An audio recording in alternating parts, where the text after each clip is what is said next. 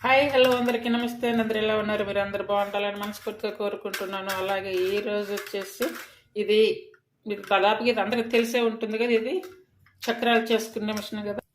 ఈ చక్రాలు చేసుకునే దాంతో మీకు పరోటాలు తయారు చేయడం అయితే చూపిస్తాం. కానీ ఈ పరోటాలు ఎలా తయారు చేస్తామనేది అయితే అందరు కూడా వీడియోలో చూడండి. ఈ పిండి కలిపే విధానం అలాగే తయారు చేసే విధానము అన్నీ కూడా నేను చూపిస్తాను. స్కిప్ చేయకుండా చూడండి. ఈ పిండిలో ఏమేమి వేస్తాను అనేది అయితే ఇప్పుడు ఈ వీడియోలో చూపిస్తాను. చూడండి, ఇది వచ్చేసి 1 కప్పు. ఇప్పుడు 1 కప్పు మైదా పిండి, 1 కప్పు గోధుమ పిండి.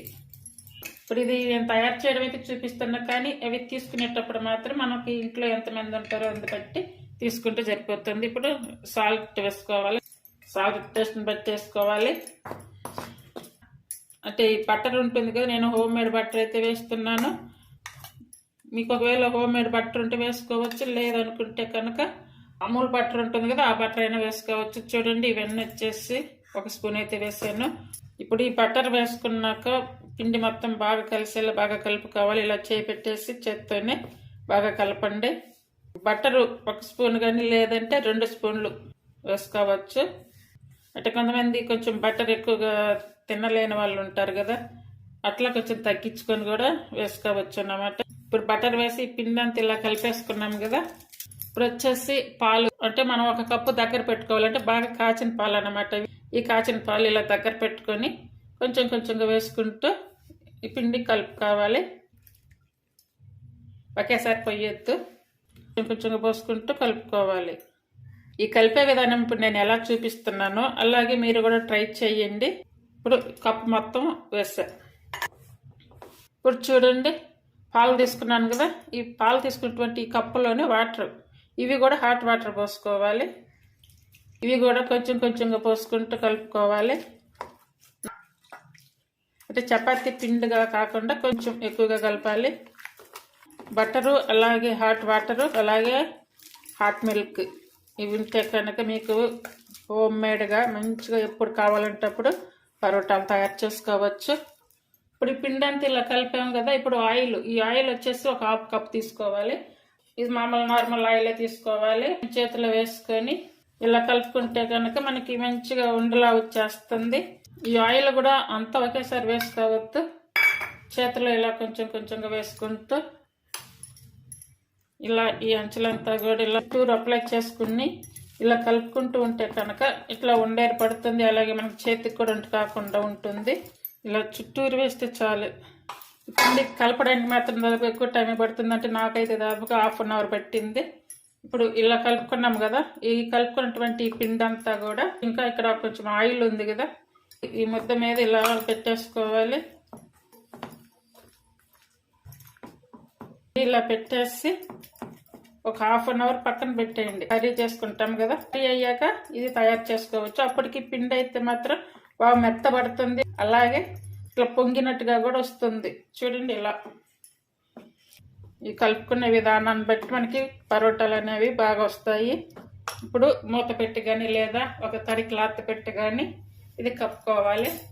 నేనైతే మూత పెట్టి పెడుతున్నాను.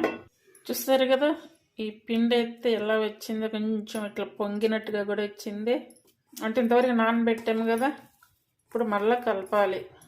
ఒకవేళ పిండి మనకి అనుకూలంగా లేదనుకున్నప్పుడు కొంచెం ఇక్కడ వాటర్ తీసి పెట్టాము కదా, ఈ వాటర్ అయితే కనుక మళ్ళీ కొంచెం వేసుకొని కలుపుకోవాలి.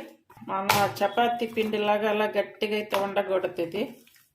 ఇప్పుడు పరోటాలకి కంప్లీట్గా పిండి కలపడం అయితే రెడీ అయ్యింది. అంటే ఆ చక్రాల మిషన్ తోటి ఎలా చేయాలనేది అయితే చూపిస్తాను.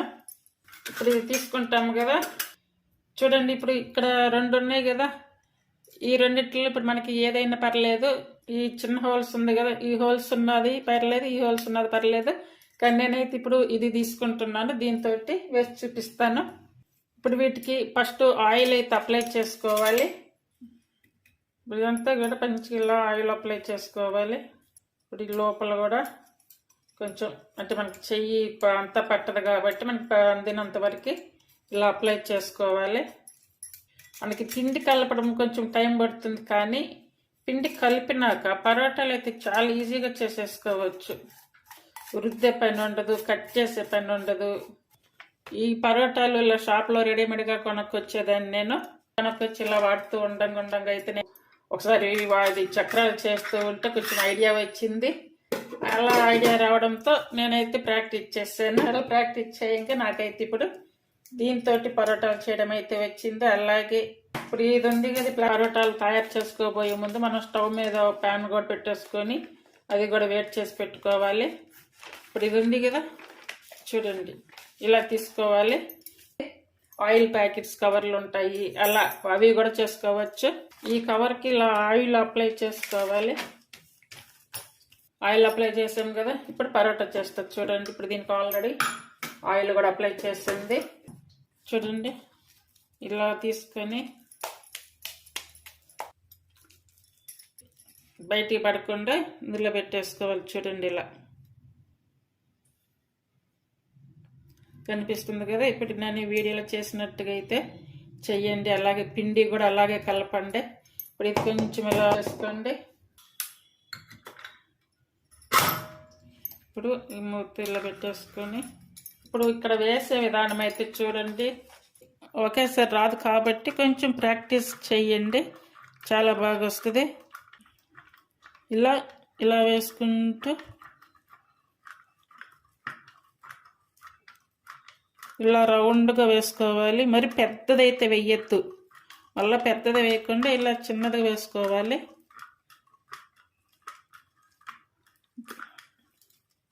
ఇంతే అండి, ఇలా చేసేసుకోవాలి. మీకు ఇది లావుగా ఉంది అనిపిస్తే కనుక ఇప్పుడు దీంతో వేసుకోవచ్చు. ఇప్పుడు ఇది ఉంది కదా, ఇది డైరెక్ట్గా అయితే వేయకుండా కొంచెం ఇలా పొడిపించాలండి. మీకు పొరలుగా బాగా వస్తాయి పరోటాలు. ఇలా అయితే పొడిపించలుకోవాలి. ఇలా చిన్నగా వేసుకుంటే మనకి కరెక్ట్గా దాని మీద మధ్యలో కరెక్ట్గా సరిపోతుంది, మంచిగా ఉడుకుతుంది. ఇప్పుడు ఇది కప్పేసుకోవాలి. ఇది కప్పేసుకొని జస్ట్ లైట్గా ఇలా అనుకోవాలి. జస్ట్ ఇలా వేసుకోవాలి, సమానంగా రావాలన్నమాట. చూసారు కదా, ఇప్పుడు మనకి ఇక్కడ అంత పొరలుగా కనిపిస్తుంది చూడండి. నేను స్టవ్ మీద ఆల్రెడీ ప్యాన్ పెట్టుంది, ఈ పరోటా చేయడానికి ప్యాన్ పెట్టాను. ఇప్పుడు ఇది తీసి దాని మీద వేసుకోవాలి. ఇది కూడా ఇలా తీసి ఇలా వేసేసుకోవాలి చూడండి. ఇంతే అండి, ఇంకా చాలా ఈజీగా అండి. ఇంతకంటే పెద్ద పరోటాలు అయితే చెయ్యం కదా. ఇంకా ఒకవేళ మీకు అలా కవర్ మీద చేయటం రాలేదనుకోండి, అరిటాకులు ఉంటాయి కదా, అరిటాకుల మీద చేసి డైరెక్ట్గా ఇట్లా ఆకుల మీద ఇలా మీకు ఒకవేళ తీసి వేయడం రాదు అనుకుంటే కనుక ఇలా చేసేసేయండి. ఈ పరోటా కాల్చుకోవడం అనేది నెయ్యి కానీ బటర్ కానీ ఆయిల్ మూడిట్లో ఏదైనా వేసుకోవచ్చు. డైరెక్ట్గా ఇలానే చేసుకోవచ్చు. మీకు వీడియోలో కూడా కనిపిస్తున్నాయి చూడండి, ఇలా పరోటా రౌండ్ గీతలు. అలాగే పరోటా కూడా పొంగుతుంది చూడండి. మొత్తం పరోటా అంతా రౌండ్గా అంతా కూడా కాలేలా చూసుకోవాలి. పరోటా అయితే కాల్చడం అయిపోయింది. మీకు రెండో పరోటా కూడా చేసి చూపిస్తాను. చూస్తారు కదా మీకు ఎలా కనిపిస్తుందో పరోటా. అయిపోయింది కదా. ఈ పిండి అయిపోయినప్పుడు దీన్నే ఇట్లా రౌండ్గా చుట్టేసేయండి. పిండి అయిపోయింది, దీంట్లో పెట్టేసామంటే ఫుల్గా 2 పరోటాలు వస్తాయి. ఇందులో పిండి అయితే ఇలా చల్లుకోవాలి.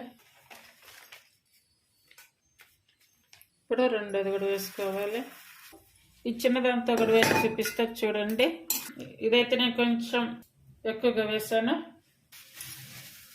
ఇప్పుడు దీనికి నేను పిండి వేయట్లేదు, పైన పిండి వేయకుండా డైరెక్ట్గా ఇలానే చేస్తున్నాను చూడండి. అది పరోటా వేసినప్పుడైతే చూడండి మంచి రౌండ్గా వస్తుంది. తీసి పెన్నం మీద వేసేటప్పటికి అది షేప్ పోతుంది.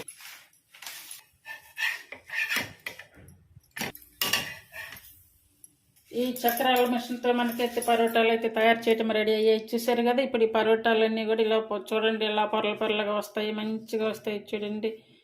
తాగడు ఇట్లా ఇవి చూడండి, బాగా మెత్తగా బాగా సాఫ్ట్గా కూడా ఉంటాయి పొరలు. మీరు కూడా ట్రై చేయండి అందరూ కూడా. ఈ పరోటాలు తయారు చేసే రెసిపీ మీకు నచ్చినట్టయితే ప్లీజ్ లైక్ చేసి, షేర్ చేసి, సబ్స్క్రైబ్ చేయండి. ఛానల్ని సపోర్ట్ చేయండి. బయట కొనకుండా ఇలా ఇంట్లో హోమ్మేడ్గా తయారు చేయడానికి అయితే ట్రై చేయండి. చాలా చాలా చాలా బాగుంటాయి, చాలా బాగా వస్తాయి. ఇవన్నీ కూడా అందరు కూడా ట్రై చేయండి. Thank you for watching.